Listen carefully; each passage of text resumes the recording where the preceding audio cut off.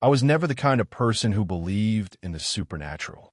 Ghosts, spirits, curses, those things belonged in the stories our grandparents used to scare us with when we were kids. But looking back now, I wish I had listened more closely. Maybe then I could have seen the signs. Maybe then I would have known that something was already watching me, waiting. My name is Clara. I grew up in a small town, far from the noise and lights of the city. Life was never easy. My mother passed away when I was 8, and my father, well, he wasn't the kind of man who knew how to love. He drowned himself in alcohol and disappeared for days, leaving me to survive on stale bread and silence. By the time I was 16, I had already learned how to pretend that everything was okay, even when my world was falling apart. I left home as soon as I could, hoping the city would offer a better life. But dreams are expensive, and reality is cruel. I worked as a housemaid, a vendor, even as a night cleaner at a rundown hospital. Every peso I earned went to rent and food. I didn't have friends, except for Mira, my roommate and coworker, who always managed to find something to laugh about, even on our worst days. She was my only light, the only person who reminded me that life wasn't always dark. But things started to change a few weeks ago. At first, it was small, barely noticeable. I would come home from work and find the window slightly open, even though I swore I had locked it. My slippers would be in a different spot. The TV would turn on by itself, stuck on a black screen, no sound. I thought I was just tired, overworked. Maybe I was even losing my mind. Then I started dreaming. The same dream every night. A little girl standing at the foot of my bed. She had long, tangled hair covering most of her face, and she wore a white dress, dirty, torn, like it had been dragged through mud. She wouldn't say anything. She'd just stare, her small hands clutched tightly around a stuffed toy I couldn't recognize. I would wake up drenched in sweat, heart pounding, but the feeling wouldn't go away, not even in the morning. It was like the dream followed me into the day. One morning, Mira noticed something. "Clara, why do you have a bruise on your arm?" I looked down, surprised. A small, dark fingerprint mark, like someone had grabbed me while I slept. I laughed it off. Maybe I bumped into something, but I knew I didn't. Still, I tried to move on. I forced myself to ignore the dreams, the noises at night, the cold air that would suddenly sweep through our tiny apartment. I told myself it was nothing, until one afternoon, when I was cleaning the hallway outside our unit, I saw her. A little girl, standing by the stairwell, silent, watching me. I blinked, and she was gone. I ran inside, heart pounding, but Mira wasn't there. She was at work. I stood by the door for a long time, too afraid to move. I kept telling myself, maybe it was a neighbor's kid. Maybe I was just stressed. Maybe I needed sleep. But how do you explain what happened the next night? It was around 2 a.m. I was half awake, tossing in bed when I heard it. A voice. Soft. Fragile. "Mommy." My whole body froze. "Mommy, are you awake?" I sat up slowly. The room was dark, the air heavy. I reached for the switch and turned on the light. No one was there. I rushed to Myra's bed, empty. She was doing a double shift. I checked the door. Still locked. That night, I didn't sleep at all. I sat in the corner of my bed, clutching a rosary I hadn't touched in years. I whispered prayers I barely remembered, afraid to even close my eyes. The next day, I tried to tell Mira. She laughed, said maybe I was just dreaming. But when I lifted my shirt and showed her the new bruises on my back, tiny handprints, her face turned pale. That's when she told me something strange. "Clara, do you remember that little wooden box we found behind the closet when we first moved in?" I nodded. It was old, covered in dust, filled with melted wax and burned-out matches. We had thrown it away without thinking. I think maybe we disturbed something. I wanted to believe it was just superstition, that there was a logical explanation for everything. But deep inside, I knew something had changed. Something had attached itself to me. I could feel it watching, waiting. Over the next few days, the signs became impossible to ignore. A child's laughter echoing from the walls. My reflection in the mirror moving a second too late. Toys appearing on the floor, old, broken toys I had never seen before. And always that same voice. Mommy, but I don't have a daughter. I never did. I started avoiding home. I'd stay late at work, sit at cafes until closing. Mira tried to help, but she was scared too. We even called a local albulario, but he said the spirit wasn't evil, just lost. He gave me some herbs and told me to burn them at night, to talk to the spirit and tell it to leave. I tried. I lit the herbs, closed my eyes, and spoke softly into the darkness. You don't belong here. Please go home. Silence. And then, a knock at the door. 3 slow knocks. I held my breath. My body frozen. I wasn't expecting anyone. Mira was at her family's house that weekend. I tiptoed to the door and peeked through the peephole. No one. Just the empty hallway. I turned back, and there she was, standing inside the apartment. Her eyes dark, hollow, filled with sorrow. She opened her mouth, and this time, her voice was louder, clearer. Mommy, why did you leave me? And in her hand was a photograph, one I had never seen before, of me, holding her, smiling. But that can't be. That never happened. Or did it? My hands trembled as I stared at the photo. It was old, yellowed at the edges, torn in one corner. In the picture, I was holding the same girl who had been haunting me, cradling her like a mother would. Her smile was faint but real, and mine was full of warmth I didn't recognize. The photo felt impossible, like a fragment from a life I had never lived. But deep inside, something stirred. A memory, a feeling I couldn't explain. I dropped the picture and backed away. The little girl just stood there, unmoving. Her dark eyes locked onto mine. Not angry, not sad, just longing. Then she was gone. No flique, no fath, just gone like a breath in the wind. For days I stayed inside, afraid to sleep, afraid to open the door. Mira wanted to help, but she didn't know how. I could see it in her eyes. She was scared of me now. The bruises, the voices, the photo. It was too much. She started sleeping at a cousin's house, texting only to check if I was still okay. I was alone again. One night, with no one else to turn to, I decided to go back home, to the province where everything started. Maybe my past held answers. Maybe my mother's grave could give me peace. When I arrived at our old house, it was like stepping into a forgotten dream. The wood was rotting, the windows cracked. But the silence, it was familiar. The kind that wrapped around your chest and squeezed. I went to my mother's room, the only place that had ever felt safe. Hidden in her old cabinet was a small wooden box I hadn't seen in years. Inside were her journals, dried sampaguita petals, and a smooth, bluish-green mutia. It pulsed faintly in my hand, warm despite the cold. As I held it, my vision blurred. And then I saw her. My mother, standing in the doorway. Not a ghost. Not a dream. She looked as young as I remembered, dressed in the same white duster she used to wear when making luga on rainy days. She didn't speak, but her eyes, they were sad, warning me of something. Behind her, a shadow moved.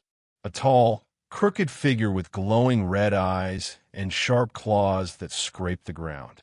I tried to scream, but my voice was trapped in my throat. The vision faded, and I collapsed to the floor, gasping. When I woke up, an old man was standing above me.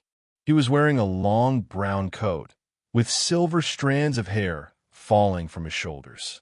His face was wrinkled but strong, like someone who had seen too many lifetimes. I'm Mang Turo, he said, his voice low and rough. Albulayo enge liblip na bayan. Your mother sent me, long before she died. I didn't understand. How could my mother have known I would need help? She feared this day would come, he continued. You carry something ancient in your blood, a curse passed down through generations. He showed me a leather-bound book filled with symbols I didn't recognize. He turned the pages until he found a drawing, a woman holding a child, surrounded by black-winged creatures. The girl, I whispered, is she part of it? She's not haunting you.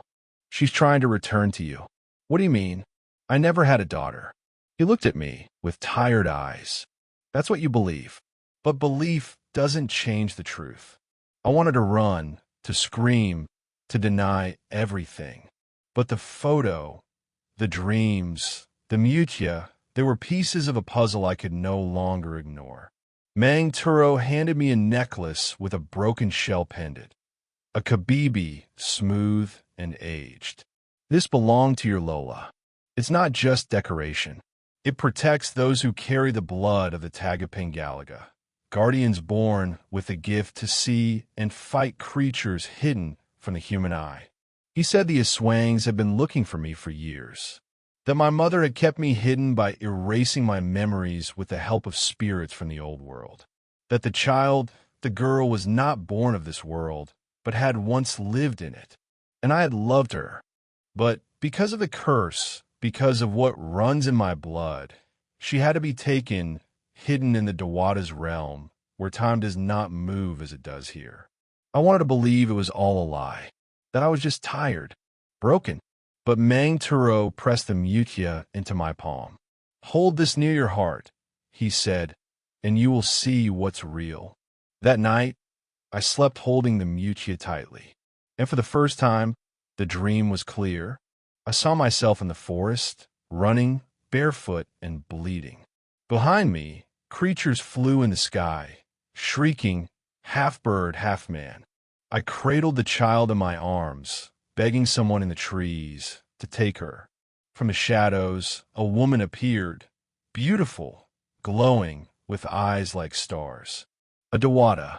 She took the child, placed a hand on my head, and whispered words I couldn't understand. The dream faded. When I woke up, I felt different. Heavier, like something had settled in my bones. Mang Turo was waiting outside, crouched by a small fire. The memories are returning, he said, and with them, your power. I don't want it, I told him, but he shook his head. You don't have a choice. He began teaching me how to sense the energy of spirits, how to shield myself from whispers that could twist the mind, how to use the mutia to reveal the true form of beings that wore human skin. I was a slow learner, clumsy and fearful. But each lesson pulled something ancient from within me. Reflexes I didn't know I had, instincts buried beneath the pain of forgetting. Still, doubt never left me. Who was I to fight Aswangs? Who was I to hold this kind of power? One afternoon, while training near the river, I saw a figure watching from the trees. A woman with long black hair, dressed in red.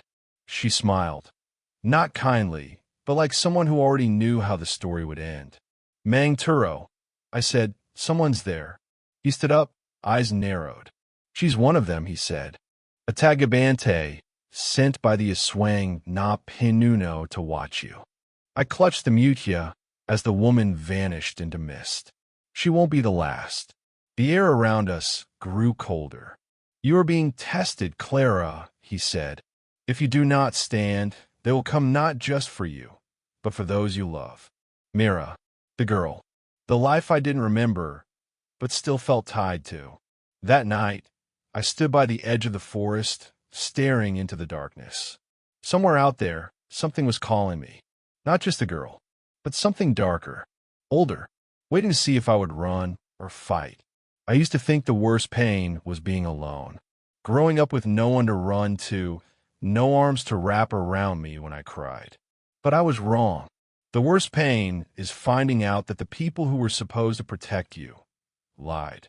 The more Mang Turo trained me, the more memories came back. Flashes of a time I didn't know existed. I saw my mother holding me tight, whispering something over and over. I'm sorry. I'm sorry. I couldn't remember why. Then I'd see myself, younger, barefoot in the forest, holding the hand of that little girl, my daughter. Yes, I had a daughter. I still didn't understand how. I didn't remember giving birth, didn't remember raising her. But I remembered loving her. A deep, desperate love. I remembered promising to keep her safe, then handing her off to the Dawada through tears and screams. The guilt clawed at me. Why did I forget her? How could I have forgotten my own child? Mang Turo said it was the Dawada's doing. A gift, or a curse. She had erased my memory to protect the girl. And me. But now that the child was trying to return, the memories were forcing their way back. Still, none of this answered the question burning inside me. Why did my mother never tell me? One rainy morning, I returned to her grave. The wind was strong, and the sky was gray. I stood there for a long time, staring at the cold stone. I spoke softly, voice shaking. Why didn't you tell me, Ma? You knew I had a daughter. You knew everything. And you let me live my life thinking I was broken alone. A flash of lightning cracked the sky. Suddenly, I heard a sound behind me, soft footsteps in the mud. I turned fast.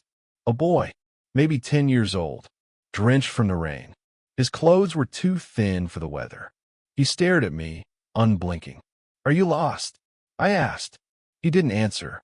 Then, without warning, he smiled, a wide, unnatural smile that stretched too far, and his eyes turned black. Before I could move, Mang Turo appeared out of nowhere, shouting a prayer in a language I didn't understand.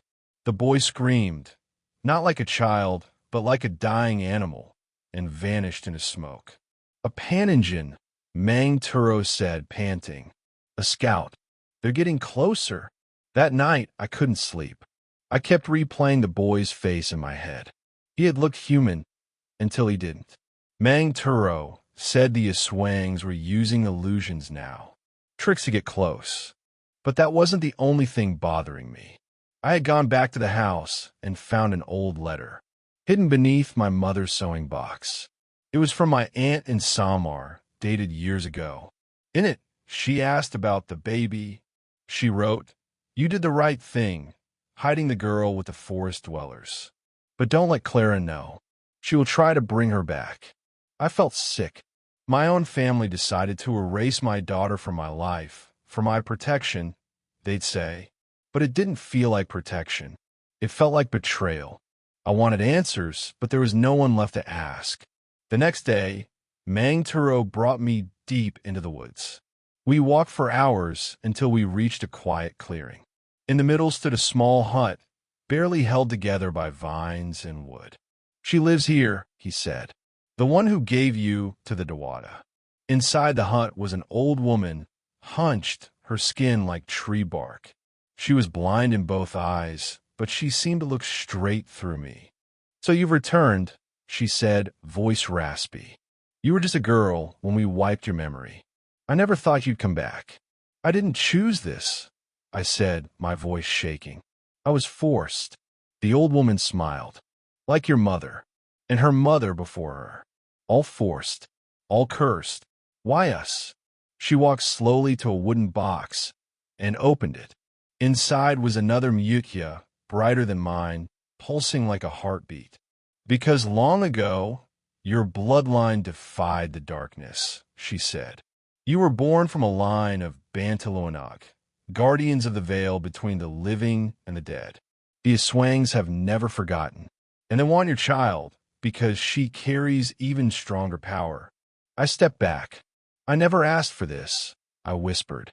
"No one does. But the enemy doesn't wait for readiness. It waits for weakness." She placed the second Mutya in my hand. It burned, but I didn't let go. Later, on our way back, Mang Turo was quiet. I finally asked him what I had been too afraid to say before. "If I get my daughter back, will she still remember me?" He nodded slowly. "She already does. That's why she's calling you." I stopped walking. "Mang Turo, if she remembers everything, and I'm just starting to remember, then what if I failed her? What if I left her alone for too long?" He looked at me, eyes softening. "That's not the question you should be asking." "Then what?" He sighed. Ask yourself, will you leave her again if it means saving others? My heart sank because I didn't know the answer. That night, I dreamed again, but it was different this time. The little girl wasn't crying. She was standing in a field of fire, screaming as dark shadows surrounded her. Her hands reached for me. "Mommy, please, they're coming." I ran to her, but the shadows dragged her back. I woke up with tears soaking my pillow. I knew then they were close, and they were trying to get to her before I did. Later that week, the attacks began. First it was Mira. I found her unconscious on her bed, skin cold, lips blue. She had no wounds, no signs of struggle, but something had taken her voice. She couldn't speak, only shake and stare. Next, it was the neighbors' animals, slaughtered in the night, their bodies torn apart. Then, a child went missing from the next barangay. All that was found was a small red shoe floating in the river. Fear spread fast. People locked their doors early, lit candles at every window. But I knew it wasn't enough. The Aswangs weren't hunting randomly anymore. They were warning me, "Come out, or more would suffer."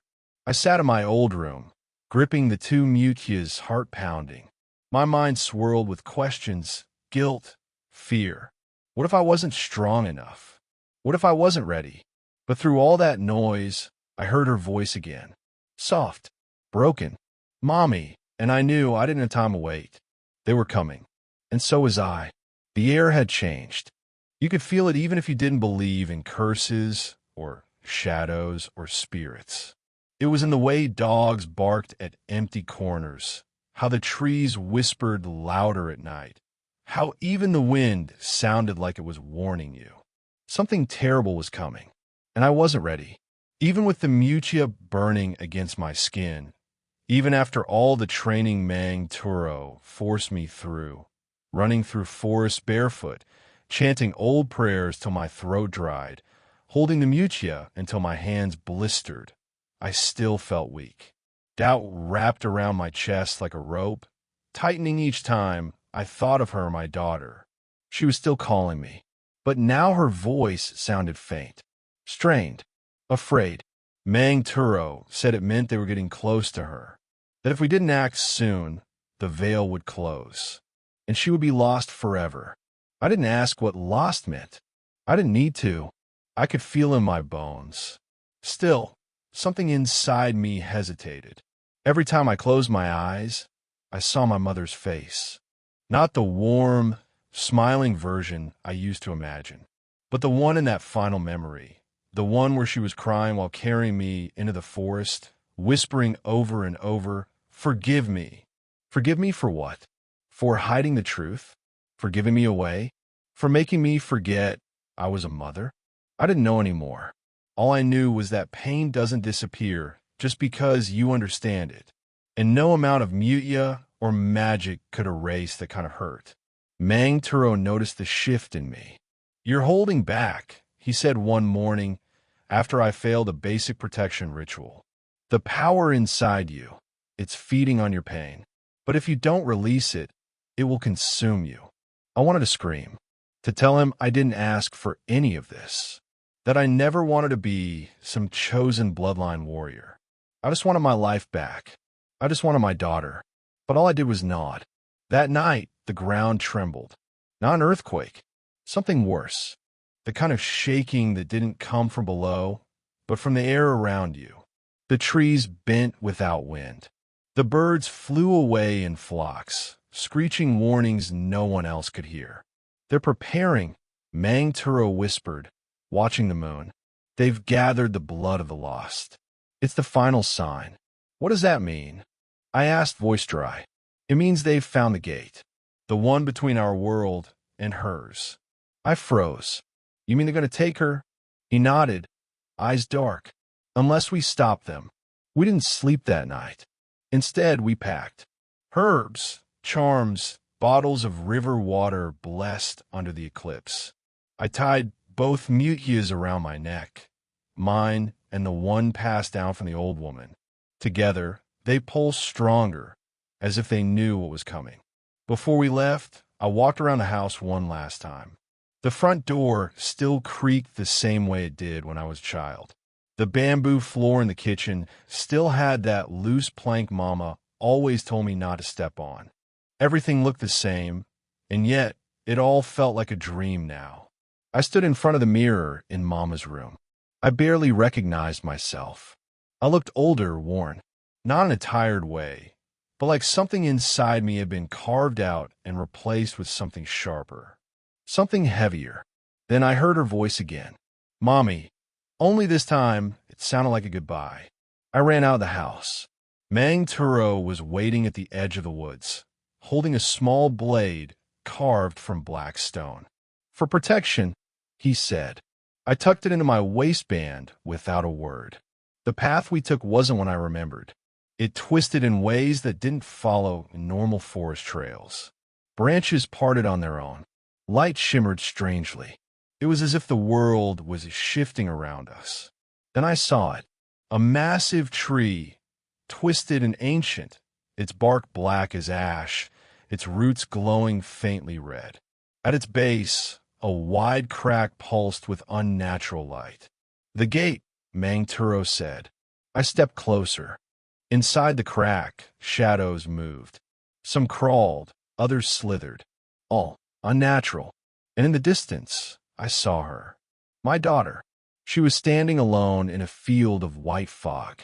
Her face was pale, her eyes wide with fear. She didn't speak, but she saw me, and she reached out. I tried to run forward, but Mang Turo pulled me back. Not yet, he warned. They're watching. Suddenly, the shadows turned.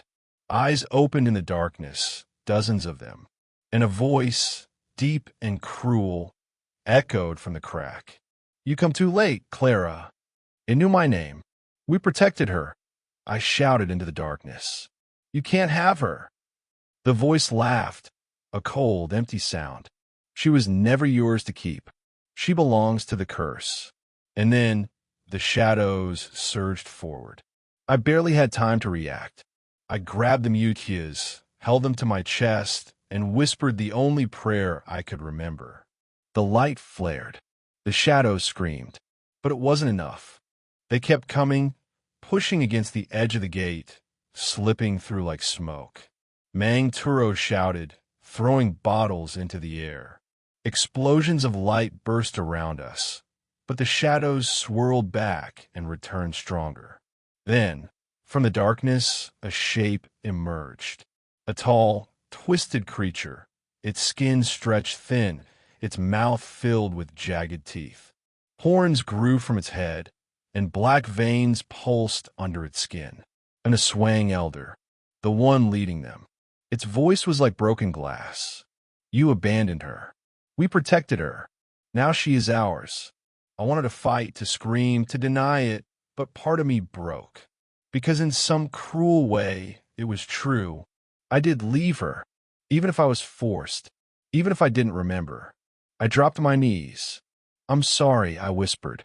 I didn't mean to. I didn't know. The Aswang stepped closer. But Mang Turo stood in front of me. You will not have her, he growled.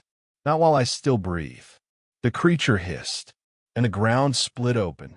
The gate began to widen. The light inside turned red, and from behind us, other figures began to appear. More Aswangs, more twisted things. They were preparing. War was coming, and we were outnumbered. I looked up at Mang Turo, blood running from a cut on his arm. He nodded once. This is it. I closed my eyes, held the Mutyas, and whispered my daughter's name. We weren't ready, but ready or not, they were coming. The forest was shaking now, like it had a heartbeat of its own, heavy, angry, ancient. Trees bent backward, as if bowing to something invisible. The air was thick like breathing through wet cloth. And from deep within the cracked gate, a low humming began. It wasn't a sound exactly, more like a vibration that crawled up your spine and sat in your teeth. I stood there frozen, not just because of fear, but because of something else. A memory. Sharp, sudden, painful. I saw her again, my mother. This time not crying in the forest. No, this time she was standing over a dark table, whispering something into a bowl of blood. Her face was different, colder, focused, her eyes glowing faintly red. And then someone else was there beside her. A man. No, something that only looked like a man. His smile was too wide. His voice echoed in my ears, though he didn't speak. Blood is the key, he said in my head. Yours and hers. I stumbled back. It wasn't just the Aswangs that wanted my daughter. Someone else, someone more powerful, had been watching us from the beginning. Mantudo! I shouted, turning to him. There's another one. Someone behind them. He looked at me, confused. What do you mean? I saw him. In my memory. He was with my mother. She wasn't innocent. She was doing a ritual. A deal. Mang Turo's face hardened. The elder god, he whispered. The one they call Kawal Nadugo. I thought he was only myth. He turned to the gate, panic rising in his voice. If he's real, then we're not just fighting Aswangs. We're fighting an ancient pact.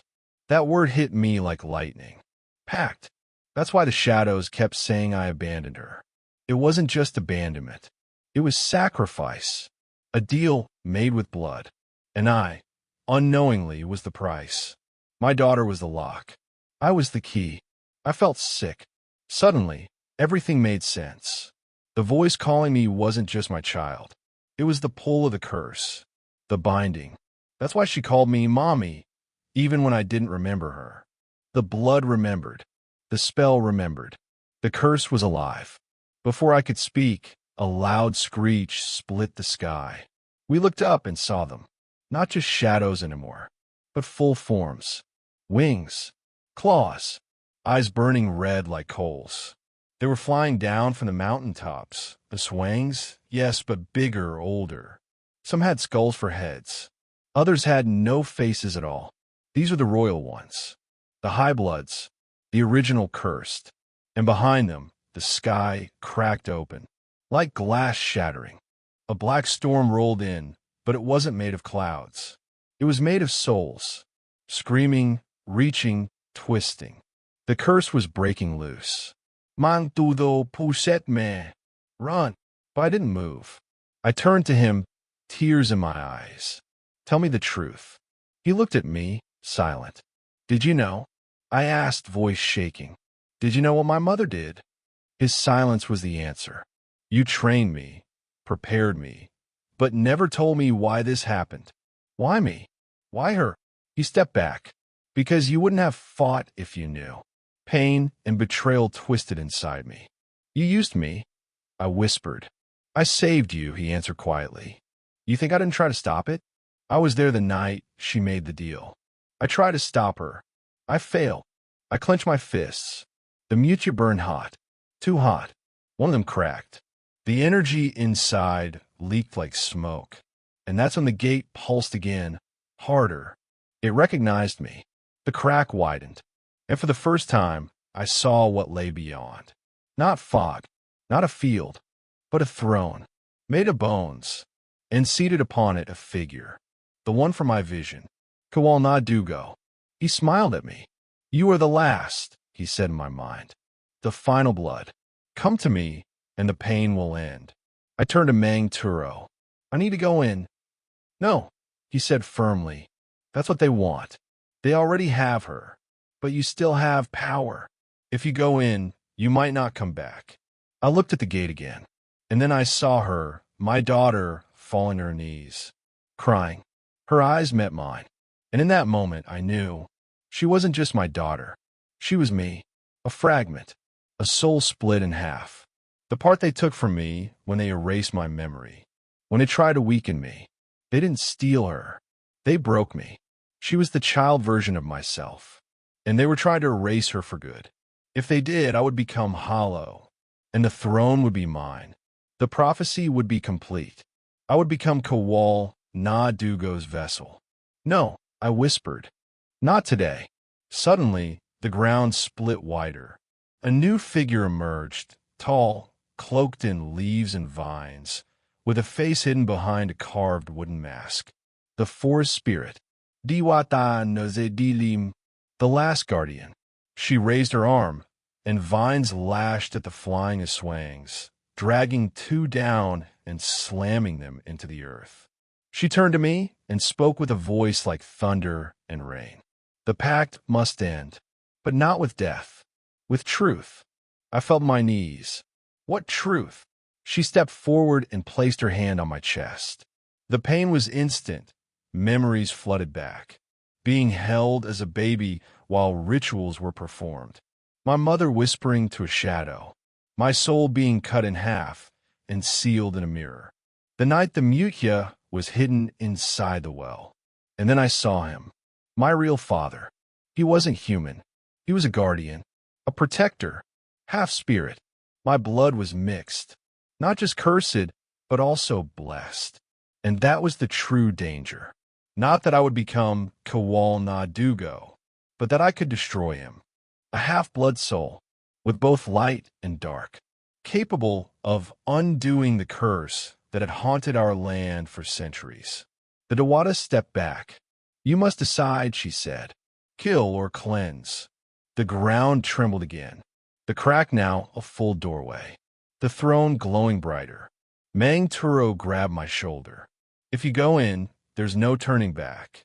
I looked at the storm, at my daughter's self, at the souls screaming in the sky. And I whispered, I have to try. I stepped forward, 1 foot into the dark, and the shadows swallowed me. The shadows swallowed me whole. It was like sinking into water, but thicker, colder, like the weight of every pain I had ever felt wrapped itself around me. My breath slowed. My heartbeat echoed like a distant drum. All around me was darkness, endless and alive. Whispers scraped at my ears like claws, calling me daughter, sacrifice, key.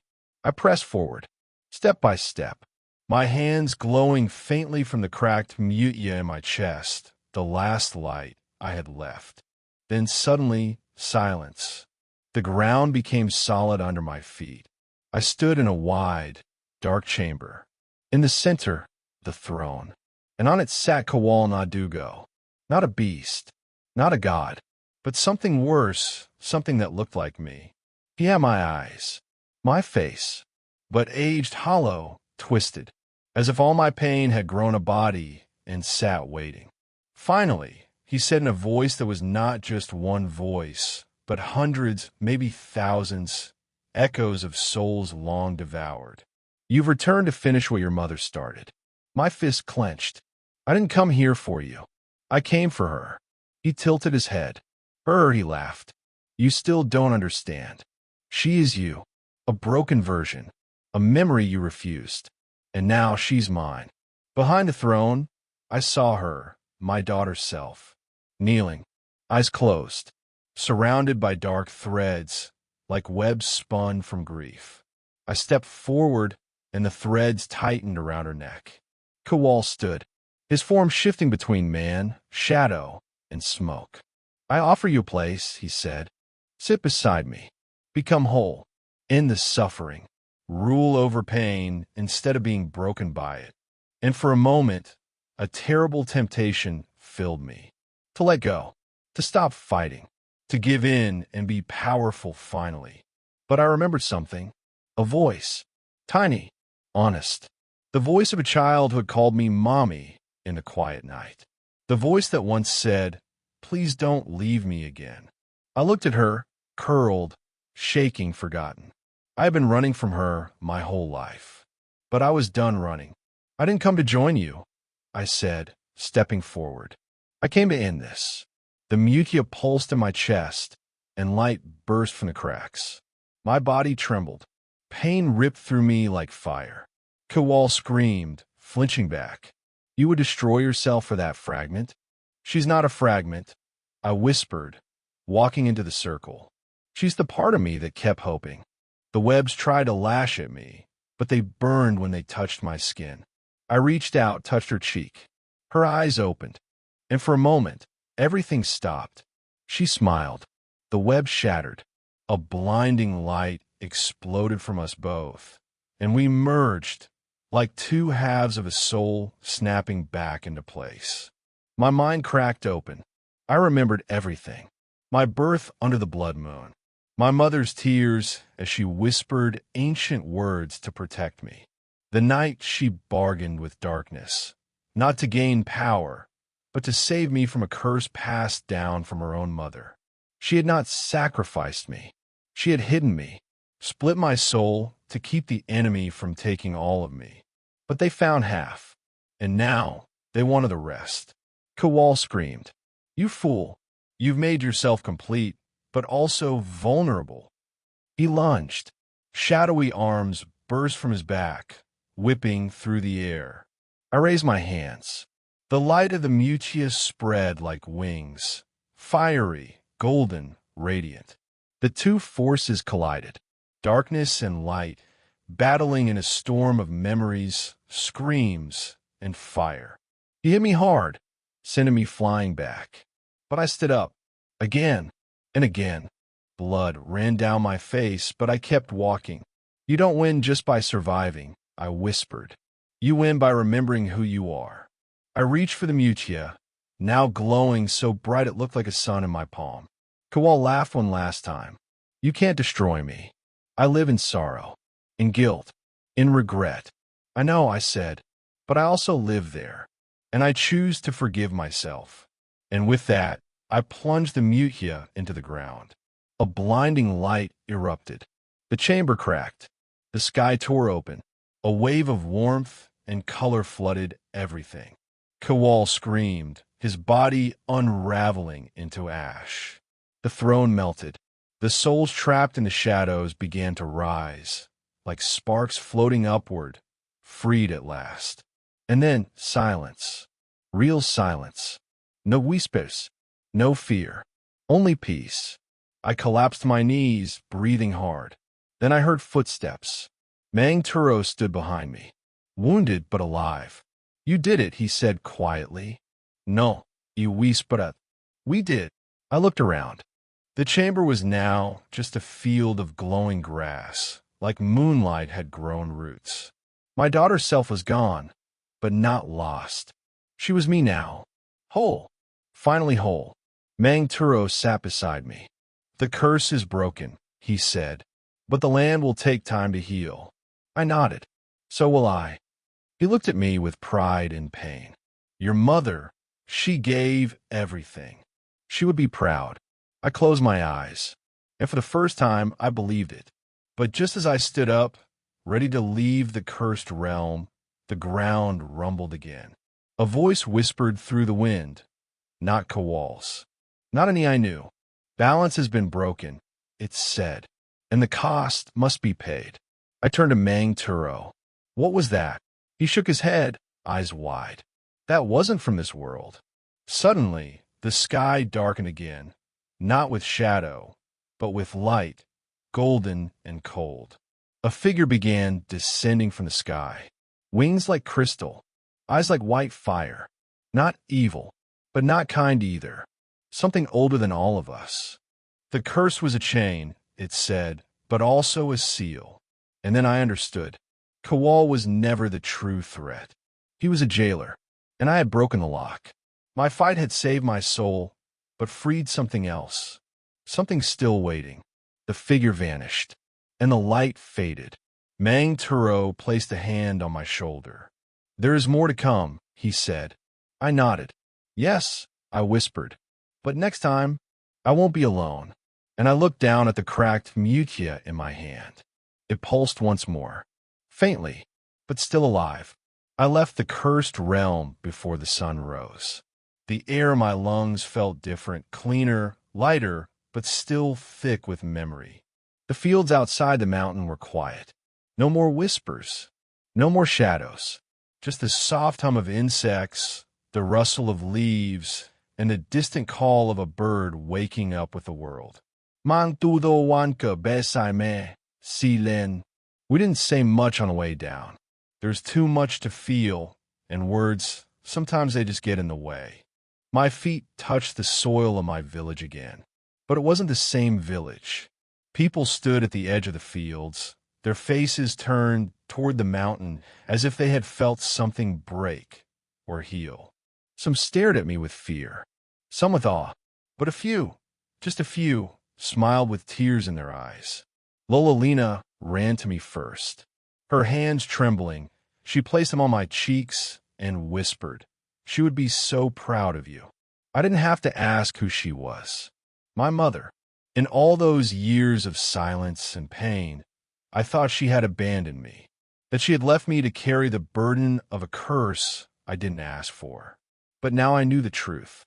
She had given up everything to protect me, to save me, even from myself. I walked to her old hut. It was dusty and used, left exactly how she'd left it. I sat down by the fireplace.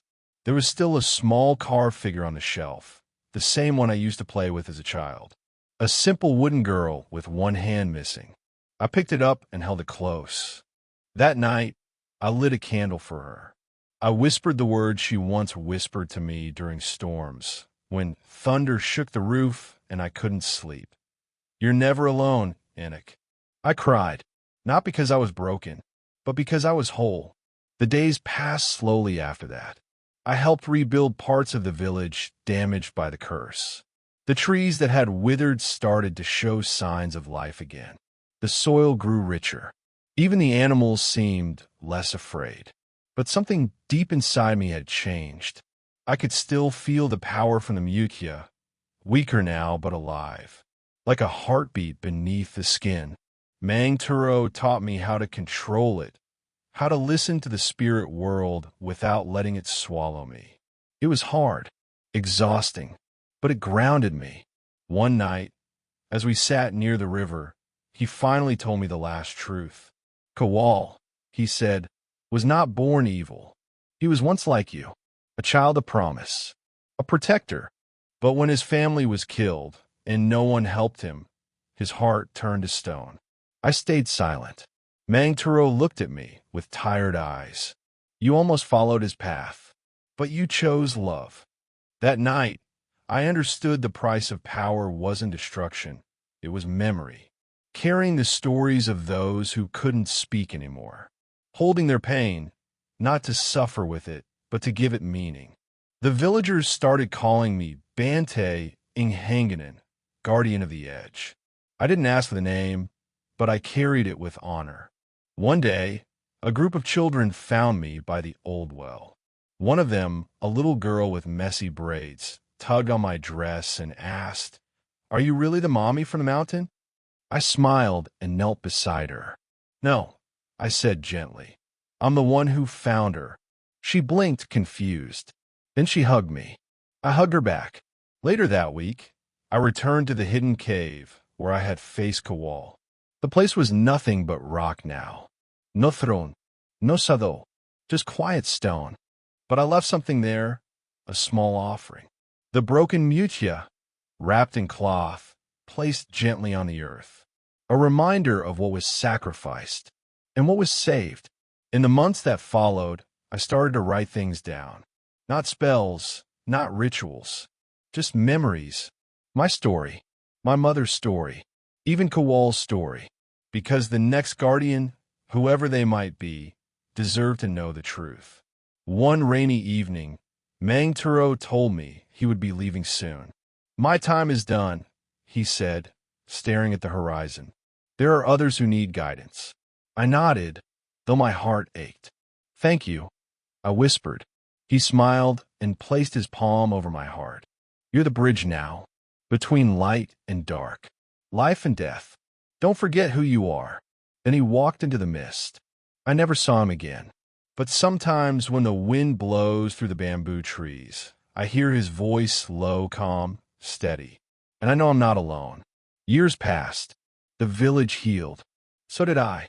But one thing never changed, the child. The girl who first called me Mommy never returned. Not physically, but she was with me. Always. In my breath. My heartbeat. My strength. Because she was me. The part one had buried. The voice I silenced. The pain I carried. And now, finally, the hope I held. As I stand on the edge of the cliff overlooking the sea, I close my eyes and speak softly to the mothers who were forgotten, to the daughters who were left behind, to the stories that were buried. We are still here. We remember, and we rise.